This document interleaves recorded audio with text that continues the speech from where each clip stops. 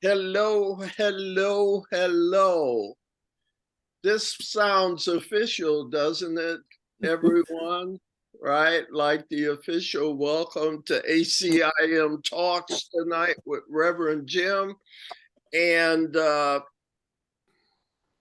all of you and then everyone on the recording here, I hope y'all had a good Thanksgiving holiday and turning around real fast and getting ready for the next holiday seasons.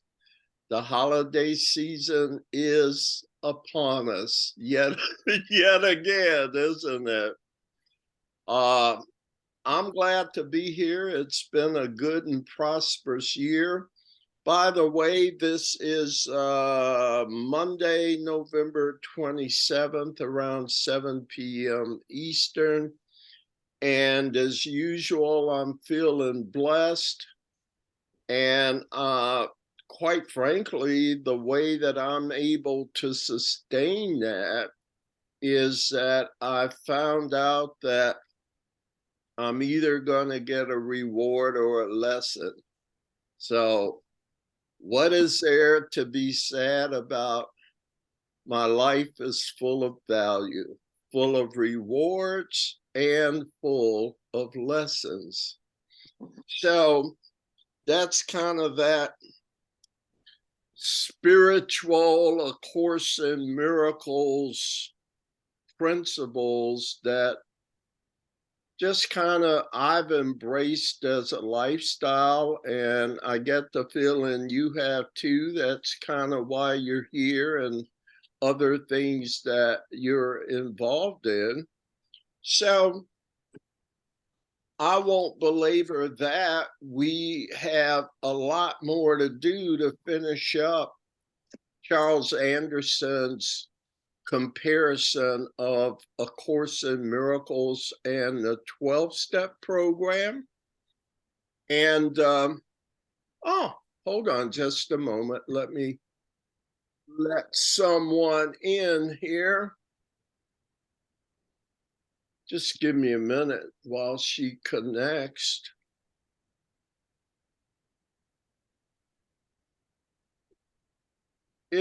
Can y'all see the screen? Her name is Betsy. Uh-huh. Betsy, are you there? She's muted. Yeah, let me see if I can get that situation remedied. Hello, Betsy, are you there? Would you unmute yourself? Can you hear us? Hello? Well, she's here on an iPhone. I can see that much, but I think that. Hey, can you hear us here, Betsy? Can you hear me now? I can. How are you? There it is. Hello, how are you? Well, I'm great. I'm grateful you're here. I got your registration form to join us on ACIM Talks. Yes. And the only thing is now we can't see you. Is that because you're on your phone or you? Yes, it's because I'm on my phone. All right. Well, thanks for joining us. Hey, listen, did I let you know what the group is studying right now, Betsy? You sent an email that had the agenda, and so my understanding is that, among other things, you're talking about 12-step programs? Yeah, we are going through this 45-page writing from Charles Anderson. Have you ever heard of him? I have not. Well, Charles Anderson, apart from being a member of 12 Steps and having a long-term battle with alcoholism, Yes. is also a Course in Miracles teacher. Okay. And he is known, well, he died about 6-7 years ago now, but he is known as master teacher. And he founded this A Course in Miracles community in the Wisconsin Dells. Oh, back in Oh, you remember yes. that, the Endeavor Academy? Yep, I am familiar. All right, good. That helps a lot to bring you right up to speed with us. And as you may remember, there was a little controversy around Yes. a lot of their activities. They published their own A Course in Miracles. They were instrumental in the legal decision to remove the copyright from the Foundation for Inner Peace, Yes, I recall that. put the course in essentially the public domain. But we're getting ready to get started. I think we're maybe 25 pages in, but I think we're excited to hear just a little bit about you. Is it Schaller? Your first name, last name rather, with an S, isn't it? Yes, it is at Scheller. Scheller. Yes, ma'am. Yes. Anything you'd like to say to introduce yourself or about your experience with A Course in Miracles? I've been working with the course for, I don't know, probably about 10 years. Okay. I've been in different groups. I am retired military, so that means that I have been at different places around the country. So Yeah. wherever I was, I would see if I could find a group, and I've also been in groups online as well. Yes. Yes. And I think I'm just learning like everybody else is learning. Okay. Where are you from, Betsy? What state? Where are you from? Milwaukee, Wisconsin. From Wisconsin. All right. Well, listen, can you see who's here? We have Kathleen and Dee, and they're both from Connecticut. Mhm. And then my friend Ron Cohen, it says Euro Zoom 2, but don't let that fool you. All right. That's Ron, and he's from Michigan. Joan is also from Michigan, Okay. and she goes to my church, Unity of Livonia. That's where I first met her. Are you Mhm. familiar with Unity churches at all? Absolutely. I was involved with the Unity Church in Spokane, Washington, Yes, ma'am. and another Unity Church. It's been hard to keep pastors in Milwaukee, and so we had we had a rivalry in Unity churches here. There were two of them that were sort of warring factions for a while, and we've sort of lost pastorship, and I think both of those churches are defunct now. I see. I Um, just find that go I've ahead. been in Unity. Go ahead, dear. I was cutting you off. No. That was it. Well, I was just going to say, first of all, I've been a Course in Miracles teacher since 2005, and I discovered the course in 2001. But I've also been a member of Unity Church, Unity of Livonia in Livonia, Michigan, since 2006. So it's so interesting how a lot of Course in Miracles people are also Unity people, not all, but I guess because their philosophies are quite similar. Yes. Unity Church is part of the New Thought movement, and Unity came out around, was founded around 1870. And the New Thought movement, what made it so different was the idea of a totally loving God. So we don't do crucifixes in the Unity Church. We don't talk about hell. We think concepts like that are mistaken in how we see God. And interestingly enough, A Course in Miracles, while not directly affiliated with Unity, says the same thing. God is love,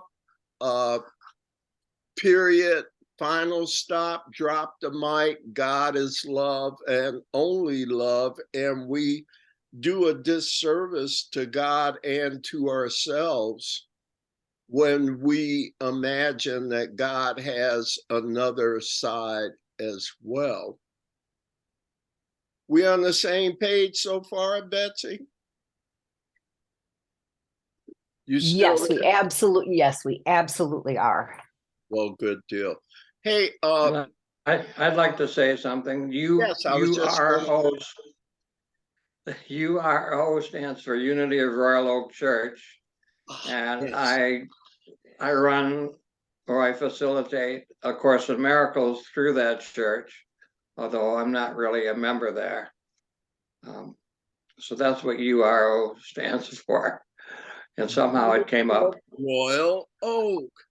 And hey, you know, when we first met, Ron, I don't know, 15 years ago now, I knew you were a Course in Miracles teacher at Unity of Royal Oak. Are you still doing that? Yes, I am. Okay. Okay, thanks. I didn't know that you were still doing that, but I'm glad to hear it, brother. Anybody else want to offer something for Betsy before we? I just wanted to say hello. She came in while I was out of the room, I think. Yeah. Nice to meet you, Betsy. I'm Sherilyn. I'm from Unity of Livonia too. That's where Jim and I met. He's my bro.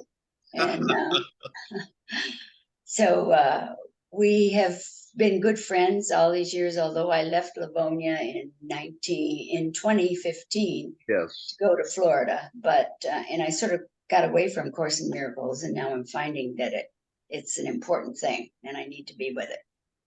Nice. Thank you, Sherilyn. You're welcome. Anybody else in terms of saying hey or anything like that? We may as well finish. I'll just say welcome. Nice to have you join us. Yes. Welcome. The woman of few words. Not really, Betsy. Okay, she's just being nice. And not to put you on the spot, Kathleen, you want to finish us up here and say hello? Yeah, I said welcome. All right. Well, good deal. So is that good enough to just get into it? And Betsy, we do a lot of things.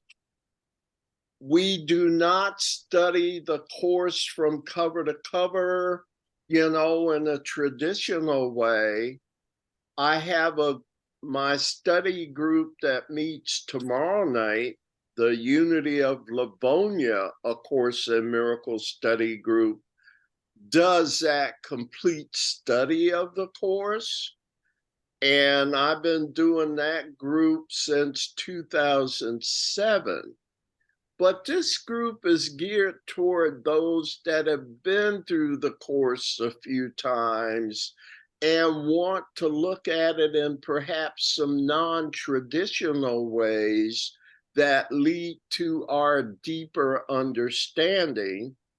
And at least from my perspective, a deeper understanding facilitates using its principles friggin' all the time.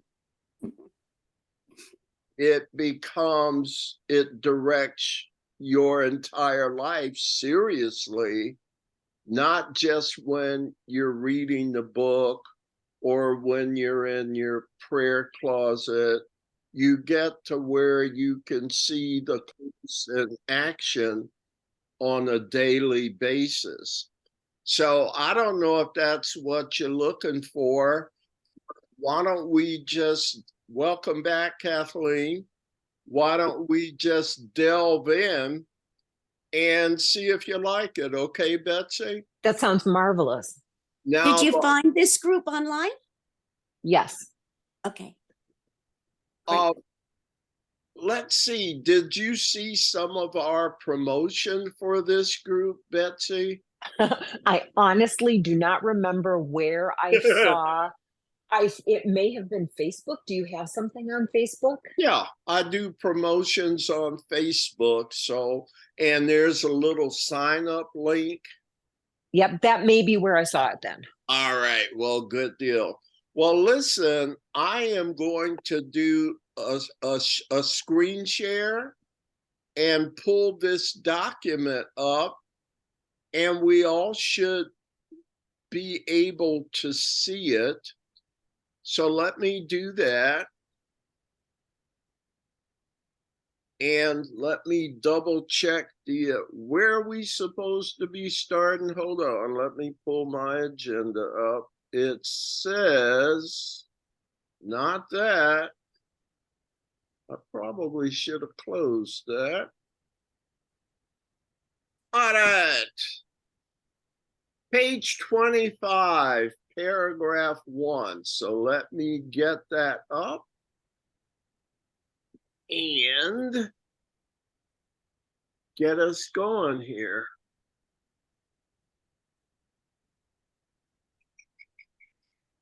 The page 25, paragraph 1. Little bigger, maybe? Ugh, I don't know. Let's see. That's pretty good, right? Can you all read it? Yep. Now, by way of background,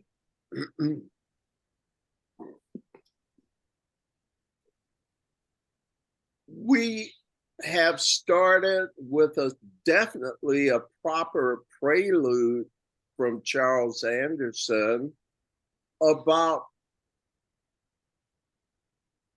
quite frankly, the complete similarity of A Course in Miracles and the 12-step program. And he went into a lot of detail, but then back on page 21, he says, here are the steps we took. And he's talking to those that had successfully gone through the 12-step program. And he's starting to reflect on that, but really for the reading audience. And he starts to go through the steps. Are you familiar with 12 steps at all, Betsy? Yes. All right, great. Step 1, step 2, step 3, and we are on step 4. Starting, no. 5. Page, thank you. Oh, Page 25, paragraph 1. Yeah, I appreciate that. Oh my God, it's step 9. So why don't we start here before I get myself in further trouble? And what we do is assign readers.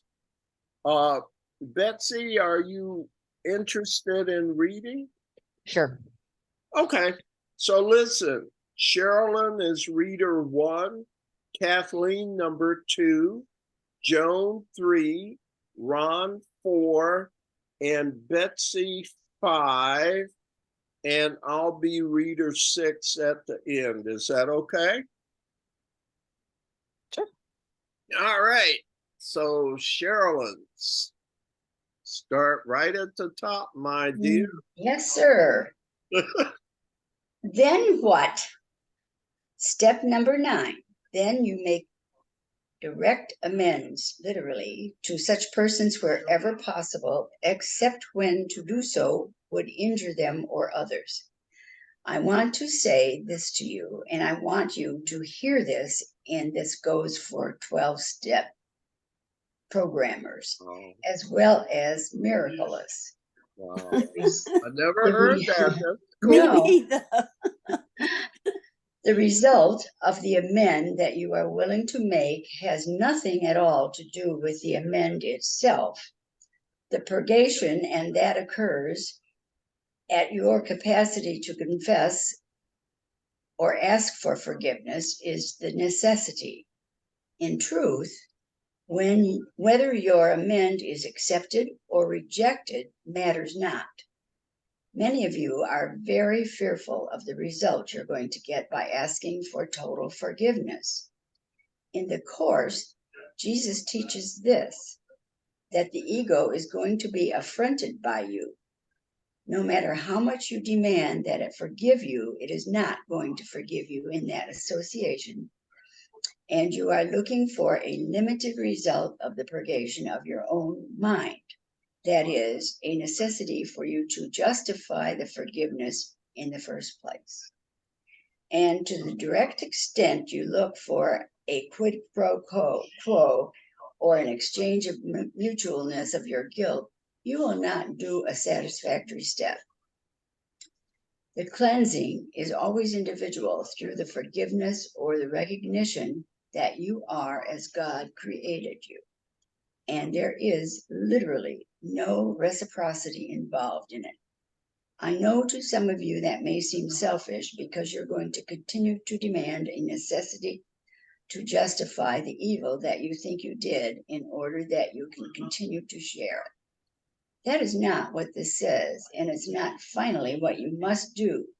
Remember, you must be and are always only perfect as God created you. Oh, that was a mouthful. That's the longest paragraph we've encountered so far, isn't it? Hmm. And so is there someone that wants to do a quick summary of that? I doubt it. And yet, go ahead. Looks like somebody might have been getting ready to speak up. So are we going to have to do it the old-fashioned way and go through it a little at a time? I don't think so. I think it's pretty clear what it says. We've hedged around it other times too, but forgiveness is not for the other person. We need to forgive ourselves. And that's what this paragraph is talking about. It doesn't matter how the other person reacts. It has to do with how you process the whole thing for yourself, knowing that you don't need to expect the other person to be forgiving you, nor to be affronted by you.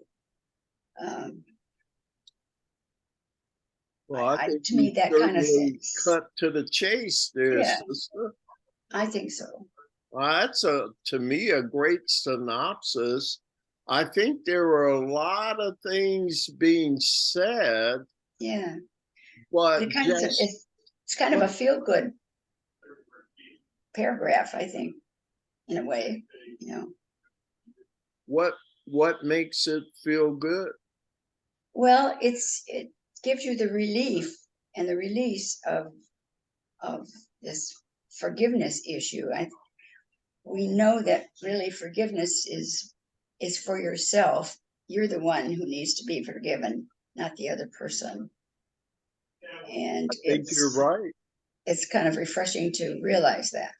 What makes it more difficult for some, would you say, to make the amends and not be focused on the outcome of the attempt?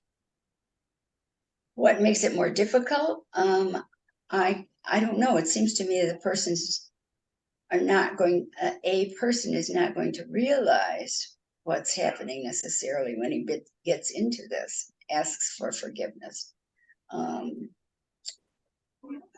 It's the getting into it and realizing how things are going, that it's not really what matters that how the other person responds to it.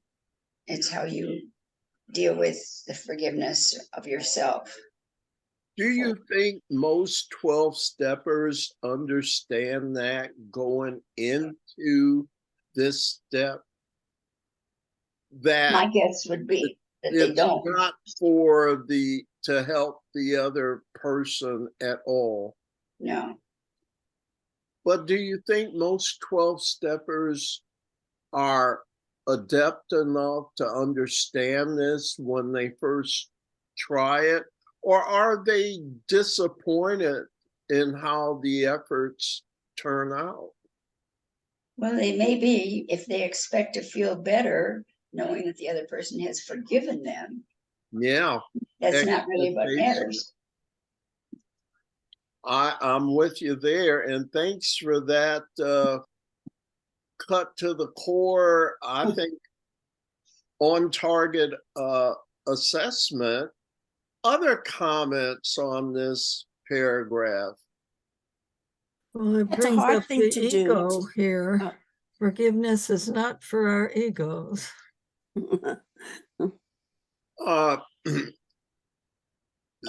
Yes. So my question again, well, first of all, Dee, you were gonna comment also. Let me just wait. I think it is real difficult to make an amends and not have an expectation of it being received by the other person. Yeah, I do too. Particularly if they're not properly prepared for I would what think the that they outcome are should be. prepared. I would think that therefore that most people doing these steps have a sponsor, and I would think the sponsor will prepare them for this. However, even with that preparation, I still Yeah. think there's probably a hidden expectation, an underlying hope or expectation Mhm. that you'll be forgiven, because it's a hard thing to make an amends, and it's hard Yeah. enough to make an amends, but let alone not have an expectation attached to it. Yes, I totally agree. Other comments there? Well, I was just gonna say that even with the best sponsor doing the best job they can, if you are not ready to receive the instruction from your sponsor, it's like you're hearing them, but maybe not really hearing them. Why would you hear them, but not really hear them? I guess if you're not taking full responsibility and you're still holding blame in your heart Yeah. for Yeah. the other one's part in it as well. Yeah, the ego's still there trying to get me off the hook. So I know I've heard 12 steps works. And yes, I think I'm willing to do what's required. It's kind of that difference between absolute and not quite yet absolute. And it's gonna show up when I go out to try and make these amends.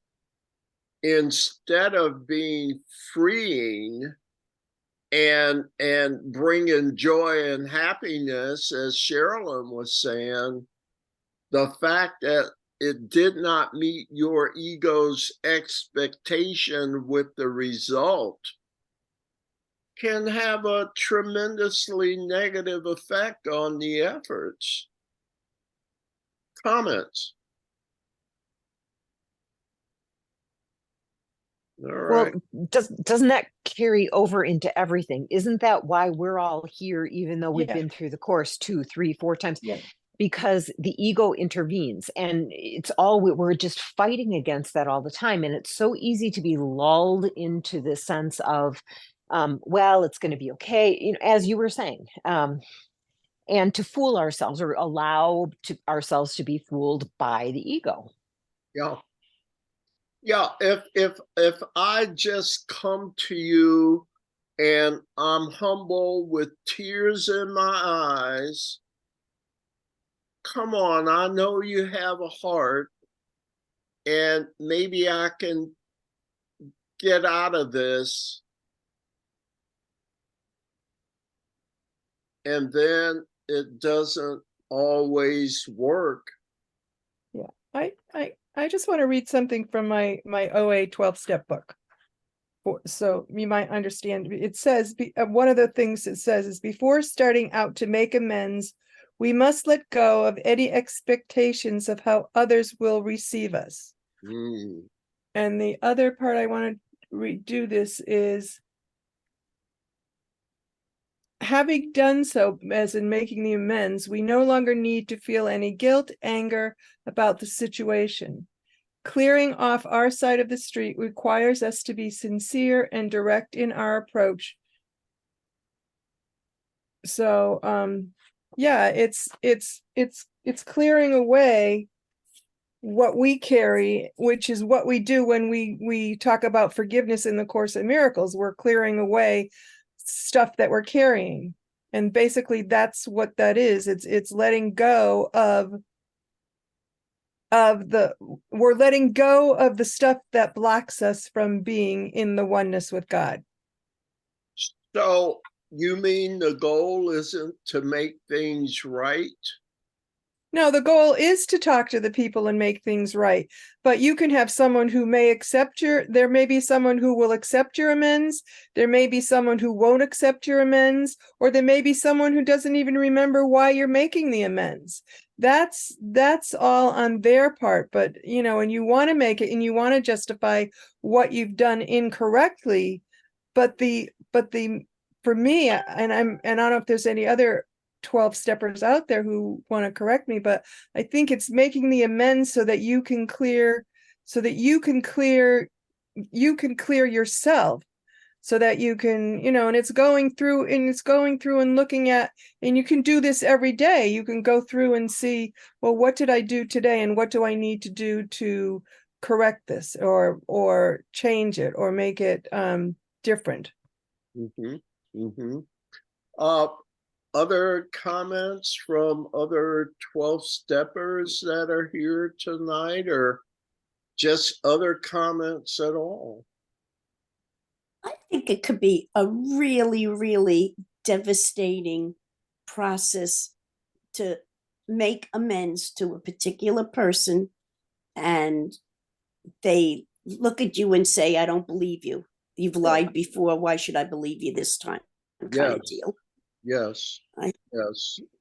I just think that's a tough step, to not care how the person receives it, and not let that affect me. That's big. Now, that to me would require a really serious allegiance to the testimony of 12-step people before you and to your sponsors and that. But I think the point we made is they do try and prepare you as to what the objectives of making amends are. But whether you want to listen to that or have your own agenda for those encounters, If I tell them how sorry I really am, it's back to you think you can change other people. And you're missing the truth that you can only change yourself. Mhm. And I think that's a lot of the difference. Again, I'm not a 12-step person myself. Remember, you must be in comment there. I just want to read something else when you get a moment. Well, why don't you do it now? Okay. By making amends for past behaviors, this step allows sponsees to replace fear with faith, to rebuild self-respect, and to begin experiencing the miracles of recovery in conscious contact with their higher power. Mhm. And it's said to regain self-respect. Right. Its goal wasn't necessarily to gain the respect of others in a quid pro quo. Well, yeah, because someone may never forgive you, but at least you're doing the forgiveness. You're expressing the forgiveness for whatever that episode is, as you do in the Course in Miracles, is when you're forgiving your brothers, it's forgiving yourself. And it's I don't have anything else to say. I think you've said a worthy amount already. I just wanted to pick on this last sentence and see if you had any comments. Remember, you must be and are always only perfect as God created you. Yeah. Why would he say that here? Because I don't feel that way. I mean, if I did feel that way, there would not be any problem in doing step 9, the way it's described. You say you don't feel that way? No. I know that doing the course long enough that I know it's the truth about everyone, but do I really believe that? I doubt it. No, I don't. Yeah. I'm a far way from knowing. Remember, you must and are always only perfect as God created you. I'm a far way from that. And yet, where does that leave you with completing step 9, according to Charles? It leaves you vulnerable if you don't know that. Yeah. So are you saying you would still accept that you're still a bit vulnerable in this respect? Yeah, yes, I would say so. I mean, I've gotten better at being able to admit I'm wrong. I've gotten way better at it. Me too. But it's, I'm looking at it as if that's the first time I'm doing it. It's a tough one. I've gotten better at admitting, to my, just being okay with being wrong. But not in the beginning. Do you ever still sulk over it? SULK? I don't. Like I said, I've gotten better at it. I was approaching this as if it was my first time doing it in a program. Well, all I'm saying in terms of missing the mark is that I will not like to be wrong, and I'll kind of sulk at it maybe. It's just that it doesn't last long. When I feel that little sulking and, why am I treated bad? And, what? I'm saying, okay, you're going to have to stifle that, okay? That will not work. That's the old one. And so what I'm saying is, while it sometimes takes me still a minute, I know right away what's happening, whereas before it would suck me in, and I go through this long period of Well, if you don't like me and then I come out of it, it's just that I come out of it faster because I know what it is. Right, and that was my point. At this point in my life, I couldn't agree more. I come out of it faster.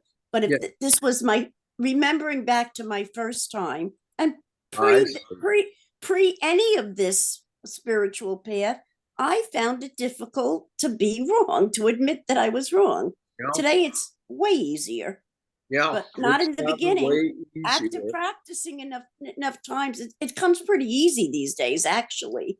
Yeah. But not in the beginning. Okay. And it's easier in that I have a remedy for it right away. I don't let it control me the way that it used to. And I can deliberately squash it because it's not true. And that's how I've grown. Comments from anyone else? All right.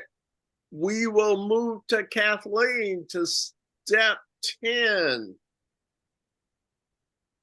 And I think we lost Betsy. So maybe she'll try and get back. Okay. Kathleen, you ready? Sure. Thank you. Now to step 10. Continue to take personal inventory, and when we were wrong, promptly admitted it. This is a crucial part of the 12-step program, and of course, in the Course in Miracles, you're probably able to stay in a continual Your ability, is that your ability to stay in a continual condition of wow. on page Can 20. you read it? I'm reading it from my page because I can't read it from there. Oh, really? Okay. Confession where you don't lay up the stores of resentment that have held you in your situation or bondage to the grievances are important keys to the teachings of both the 12-step and miracles program. Easy does it now. I'm doing this to myself. And let's read a little more, okay? Sure. Perhaps now you think that the application of the 12th step is not so important. Perhaps you've fallen into all sorts of philosophies and perceptions about what the Course in Miracles is. Listen, A Course in Miracles is nothing but a psychology of total forgiveness and the value of taking an inventory at night before you go to bed about seeking not to have harmed anyone and making the amend immediately, and that will keep you on track to salvation.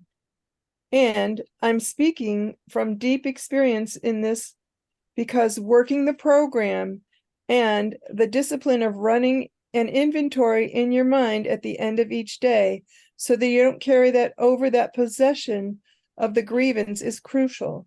Why? If you carry it, you will justify it in the resentment of the association of your old, meaningless conceptual mind. Don't let the sun set on a grievance, because if you can only do it now, the necessity to hold on to the resentment justifies the past action and holds you in bondage of your old association. Cause no one pain. Wow. Talk about a day at a time, or as the Course teaches, an hour or a minute or a holy instant. Another mouthful. Let me start with your comments. Where are we? Step 10, continue to take personal inventory, and when we were wrong, promptly admitted it. I think that's what I put at the top of our agenda tonight. It caught my eye. What do you all think? Well, for me, just taking a personal inventory every day is looking to see where I've gone off the mark. You know, where I've you know, how I've complicated my life unnecessarily, how I've perpetuated the illusion unnecessarily. how I've got stepped away from the oneness. And are those the criteria for the pros and cons of the inventory? Where have I missed the mark? Where have I not? For example, you remember in the course it says, I am here only to be truly helpful. And Yeah. there was something in there that made me think about a statement of harmlessness. So with those two kind of key words, being truly helpful, are those the criteria from which I take the personal inventory each day? Who have I harmed? How have I not been helpful?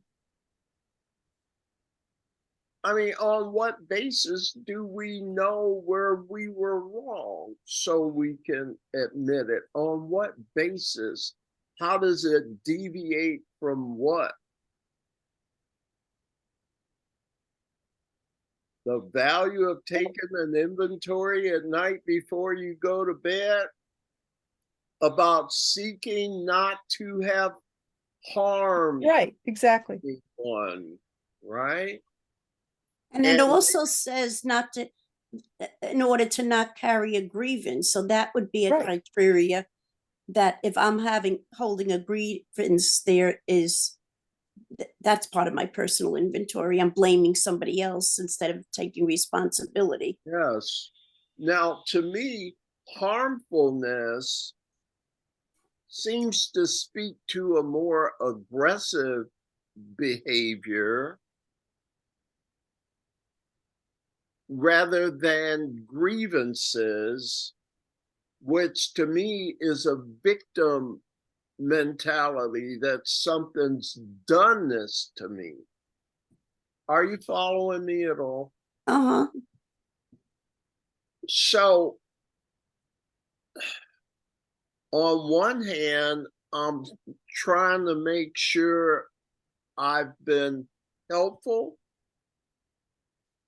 And on the other hand, I'm trying to make sure that love holds no grievances. Lesson 68 in the course. And then I match my daily activities to those two or maybe other criteria. I'm just trying to understand how you do a personal inventory. And do you have to do it every night? Is that what 12 steps says? To do this every day or every evening? Does anyone know? I think it helps to do it every day. Just make it a part of your repertoire. Yes. But there's no special instruction that you're aware of to do this personal inventory daily?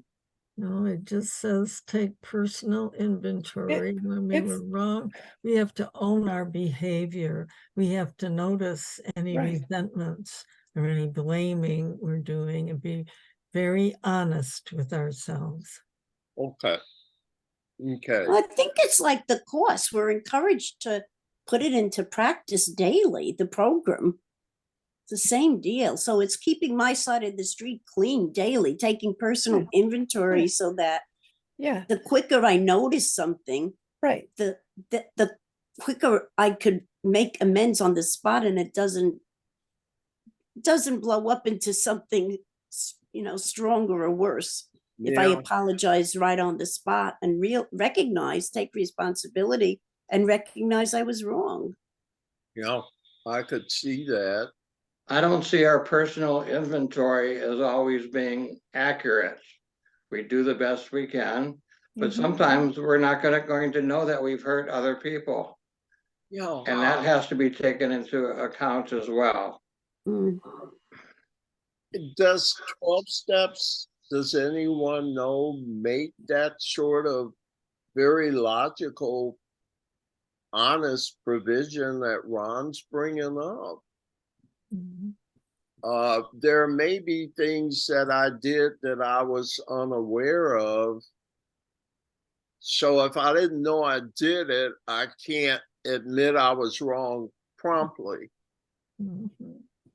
Is there like a prayer or something to cover those things that I missed personally?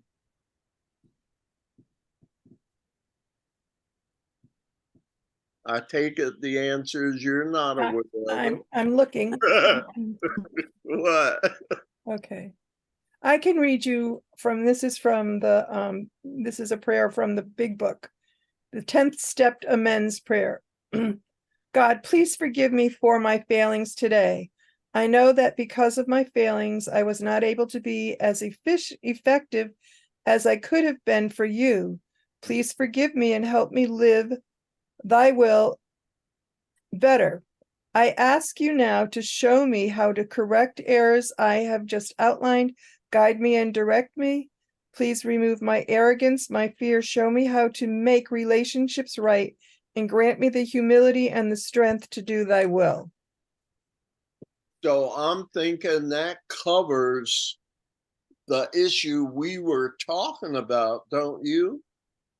And you were reading from the Big Book, right? Yeah, I have and there's other 10-step prayers that I could also read if that will help you. Okay. The But other one, go ahead, dear. I'm sorry. okay. My higher power, my daily prayer is to best serve you. I pray I may continue to grow in understanding and the effectiveness. Help me to watch my selfishness, my dishonesty, my resentment, my fear.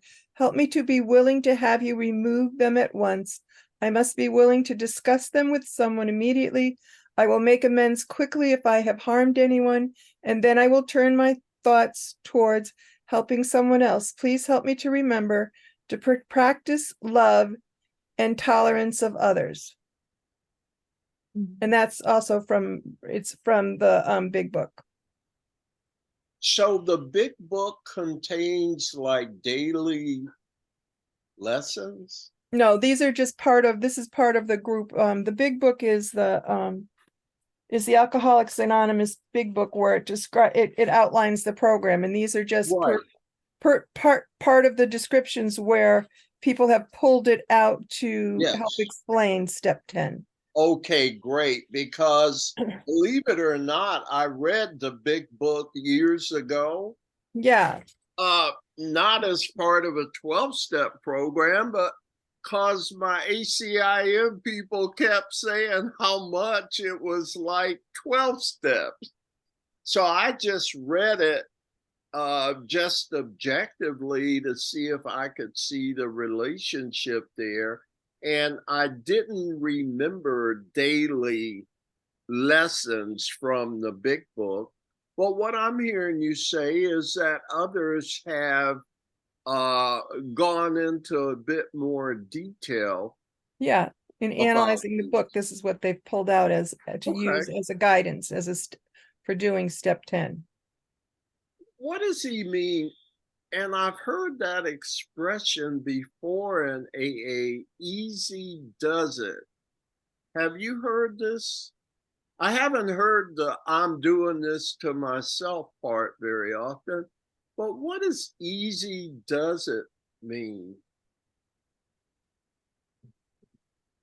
You haven't heard that? I mean, it's not a prominent feature. Yeah, go ahead. Yeah, not to be too hard on yourself. Right. Just take your time. You can work these steps day by day. Just take it easy. Don't beat up on yourself with a big stick. You're not doing it perfectly. You're okay. One day at a time. Yeah. You explained it perfectly to me, Joe. Thank you. And I'd like to say that at my other meeting from Staples years ago, I bought an easy button for that purpose. Okay. So we don't have to overdo it. It's a reminder that let's take it easy. We don't have to be perfect. We don't have to be right all the time. Yes. So it brings us back to the reality that we're not going to be right all the time. And that's okay. We can forgive ourselves. Yeah. I push this and it makes this out. So Mhm.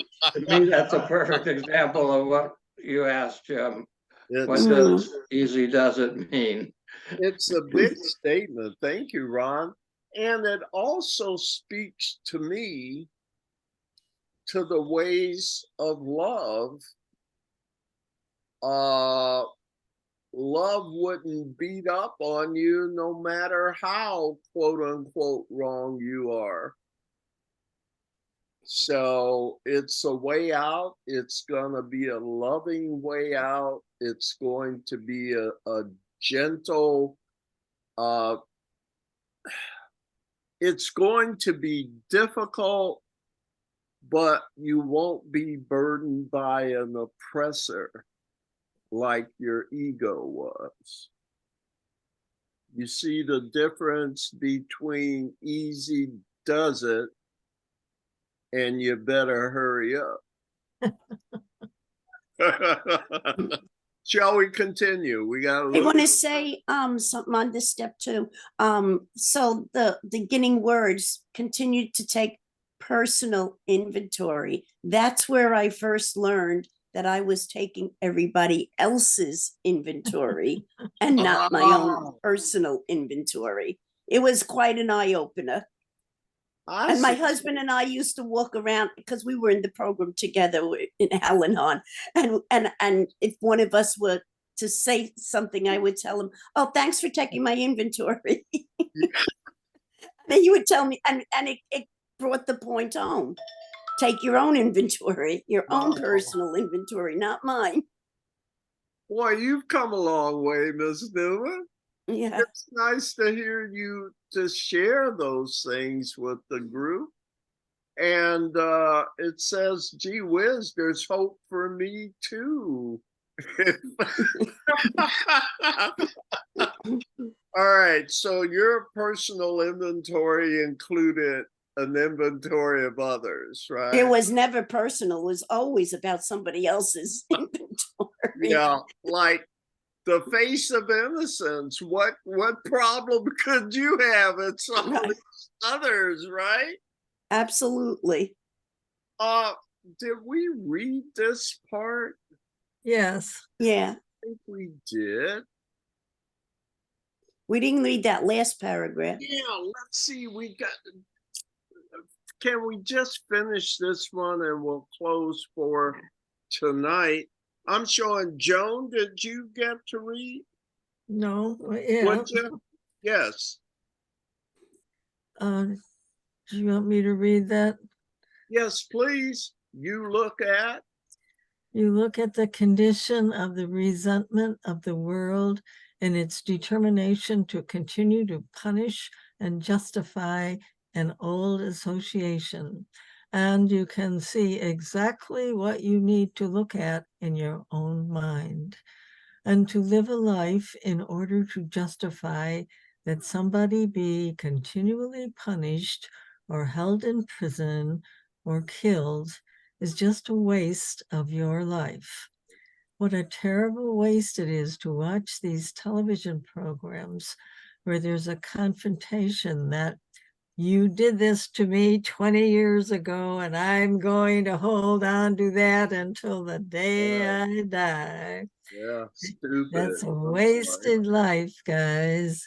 What a useless, meaningless condition of existence. You listen to me. I'm going to offer you a little therapy.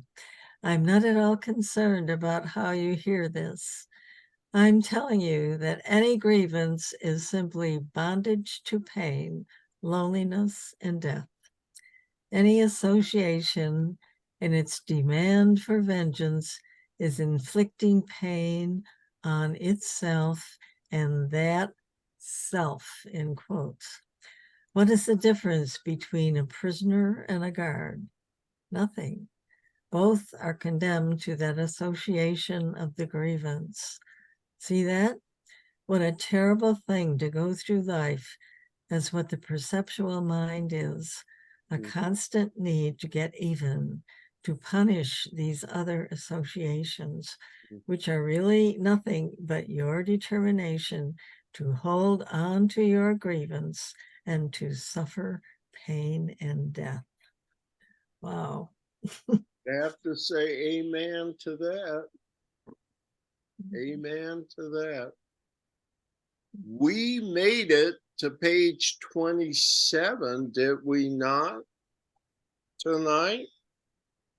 And hopefully Betsy will be able to join us again next time. She was, for some reason, or maybe she left the meeting. I didn't think of that. Maybe something came up. I'm sure it wasn't us, right? But thank you for joining us here tonight, my friends. Do you read much stuff that's like this deep? So what? This deep. What was your question? Do you read much material that's this deep? You know, on Tuesday night, we're doing the Song of Prayer, right? And every paragraph is like, whoa! And I'm reading this, and every paragraph's like, whoa! And we're able together to break it down and get some meaningful lay person stuff out of it, if you will. But these are tough reads to me. What about you? Mhm. Okay, so it's not just me, right? I love doing it at a slow pace. Yeah, very and helpful. I appreciate the challenge. It helps me to grow, and I think you see the benefit of it also. Again, though, we're on page, we're on page 27, the first full paragraph. And so if it's okay, that's where we'll start up next time. And we'll see what Spirit brings. And I'll stop the share here. And see all of our beautiful faces. And I can just say thank you for being here. I wish you the usual beautiful week and rewards or lessons. That's all you can possibly get. Don't you agree? Mhm. Yes. So both of those should make us smile, right? Mhm. All right, so I'm getting paid again. I'm getting paid. Have a good rest of the week, my friends. You And too. You too. I will see you next time. Thank you. Thank Good night, you, all. Jim. Good Have night. a blessed Namaste. week, everybody. Thank you. Thank Stay Thank well. you. You too. Good night. Good night.